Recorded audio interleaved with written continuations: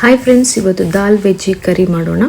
ಇದಕ್ಕೆ ನಾನು ಹೀರೆಕಾಯಿ, ಬೀನ್ಸ್, ಕ್ಯಾರೆಟ್, ಪೊಟ್ಯಾಟೊ ಚಿಕ್ಕದಾಗಿ ಕಟ್ ಮಾಡಿ ಸೈಡಲ್ಲಿ ಇಟ್ಟಿದ್ದೀನಿ.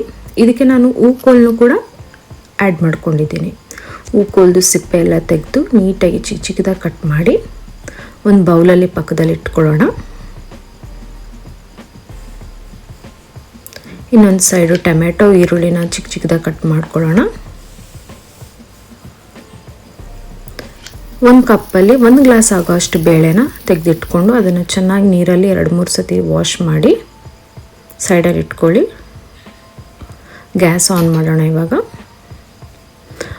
ಒಂದು ಕುಕ್ಕರಲ್ಲಿ 2 ಸ್ಪೂನ್ ಆಗೋಷ್ಟು ಎಣ್ಣೆನ ಹಾಕಿ ಬಿಸಿಯಾಗಿದೆ. ಇವಾಗ ಅಲ್ಲಿ ತೊಳೆದಿರೋ ಬೇಳೆನ ಹಾಕಿ ಸ್ವಲ್ಪ ಕಡಿಮೆ ಉರಿಲಿ ಫ್ರೈ ಮಾಡ್ಕೊಳ್ಳೋಣ, ಯಾಕಂದರೆ ಟೇಸ್ಟ್ ಚೆನ್ನಾಗಿ ಬರುತ್ತೆ ಫ್ರೈ ಮಾಡಿದ್ರೆ.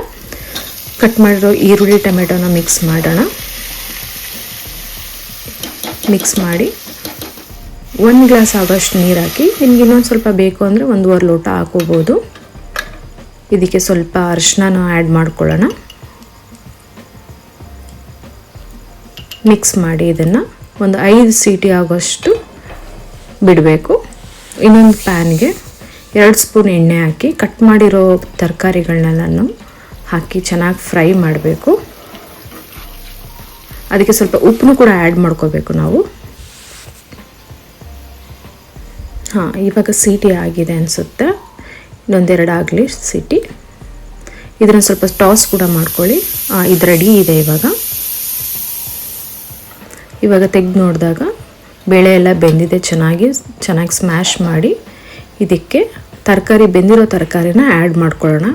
ಮತ್ತು ಮಸಾಲ ಆ್ಯಡ್ ಮಾಡ್ಕೊಳ್ಳೋಣ. ಜೀರಿಗೆ ಪುಡಿ, ಖಾರ ಪುಡಿ ಮತ್ತು ಸಾಂಬಾರು ಪುಡಿನ ಆ್ಯಡ್ ಮಾಡಿ ಚೆನ್ನಾಗಿ ಮಿಕ್ಸ್ ಮಾಡಿ ಸ್ವಲ್ಪ ಉಪ್ಪನ್ನು ಕೂಡ ಆ್ಯಡ್ ಮಾಡ್ಕೋಬೇಕು. ಒಂದು ಸ್ವಲ್ಪ ನೀರನ್ನು ಕೂಡ ಆ್ಯಡ್ ಮಾಡ್ಕೊಳ್ಳಿ, ತುಂಬ ಗಟ್ಟಿ ಆದರೆ.